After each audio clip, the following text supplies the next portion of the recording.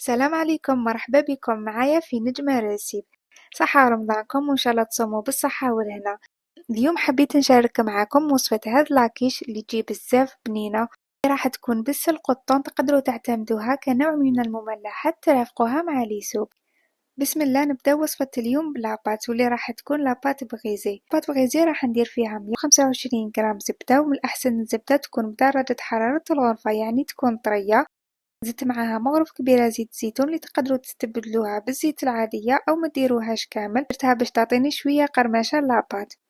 من بعد زدت 250 غرام فرينة مع الملح. كيما على بالكم الفرينة دايما تكون الضعف تاع الزبدة. نبسسها مليح بيديا بهذه الطريقة حتى تولي كيما الرملة. نجيب حبة بيض ونطم بها العجينة، وكي طموا العجينة ما لازمش تعجنوها، يعني طموها غير بالاطراف تاع اصابعكم باش ما يتخسرش الشكل تاعها في الفوق وما تهبطش. ولهنا اذا ما كفاتكمش الحبة تاع البيض زيدوا قطرات تاع الماء يكون بارد حتى تنضم العجينة. وهذه هي لاباط بعد ما طميتها، شوفوا كيفاش راهي طرية وفي نفس الوقت تبان مكسرة، لاخاطش كيما قلت لكم ما عجنتهاش باش ما تتخسرليش. بعد ما خليتها ريحت 10 دقائق حليتها بالحلال بهذه الطريقة بالساشي كيما مولفة دايما نخدم باش تجيني سهلة كي نرفدها. جبت هذا المول راح ندير فيه، من الأحسن المول اللي تستخدموه يكون كيما هذا اللي يتنحى الفوم تاعو باش تجيكم سهلة كي تنحوها بعد ما تطيب.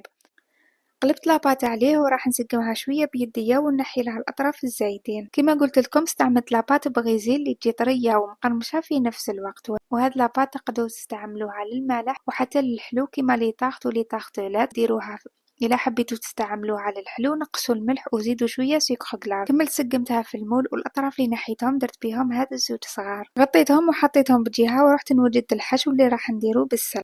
جبت ربطة سلق اللي كنت غسلتها وقطعتها، درتها في المقلاة مع شوية ملح وراح نغطيها ونخليها على نار قليلة حتى يذبل السلق وينشف كامل من الماء. هنا كان ذبل السلق ونشف من الماء، جبت شوية زيت الزيتون درتها له وراح نزيد نربي عليه 2 سنينات تاع الثوم. ولهنا إذا كنتو من الناس اللي يحبوا زيتون إيفيلي تقدروا تزيدوه في هذه المرحلة. هذا الحشو يجي بزاف بنين، تقدروا حتى تكسروا عليه البيض وتعمروا به شحال من نوع تاع مملحات. إذا مانيش غلطة كنت شاركت معاكم وصفة لي سوفلي بهذا الحشو. زدت معاه شوية فلفل كحل كما تقدروا ديروا لي زيبيس لي مولف تستعملوهم. خليته تقلى مليح في الزيت وزاد نشف من الماء. بعد ما طاب خليته برد مليح، ومن بعد جبتو فرغتو على لاباط ومشيتو عليها كامل، وراح نزيد معاه شوية طون تاع الزيت. تقدروا ديروا زيتون إيفيلي ولا ديروا الدجاج على حسب الذوق تاعكم. بعد ما كملت الحشو حطيتها كوتي ورحت نوجد لاباغايا كيش اللي كنت شاركتها معكم من قبل، واللي درت فيها 2 حبات بيض يكونوا كبار مع كاس كريمة سائلة الخاصة بالطبخ اللي تقدروا تعوضوها بالحليب. زدت الملح فلفل كحل خلطهم مليح بالفوي، ومن بعد زدت عليهم شوية جبن مبشور. تقدروا حتى هو تعوضوه بالفرomاج بورسيون أو أي نوع تاع جبنة طري يكون عندكم. حط الخليط على السلق بالتساوي راح يجي سوا على حساب هذا المول. نتوما إلا استعملتوا مول كبير من الأحسن تزيدوا الكمية تاع لاباغايا كيش باش ما تجيكمش لاكيش تاعكم فارغة.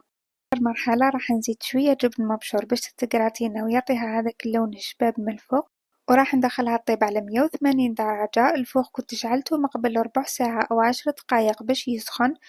إذا كان عندكم الفوق فونتيلي اشعلوا الفونتيلاتور باش تطيب من الفوق ومن التحت على ضربة، ما كانش عندكم شعلوا لها من التحت حتى كي تطيب مليح باش تشعلوا من الفوق تتحمر. وهذه هي لاكيش راهي واجدة. بعد ما طابت ديموليتها وراح نقسمها معاكم. ما على باليش اذا راهي يبان لكم دخان، بصح مازالت سخونة. من الاحسن نتوما خلوها تبرد مليح قبل ما ديموليوها باش ما تتكسر لكمش. الوصفة تجي بزاف بنينة وخفيفة، ننصحكم تجربوها حتى تعتمدوها كنوع من المملحات أو المقبلات مع لي سوب. وفي نهاية الفيديو نفكركم ما تنسوش تخلوا لي جيم واشتراك، واستنوني في وصفة جديدة إن شاء الله.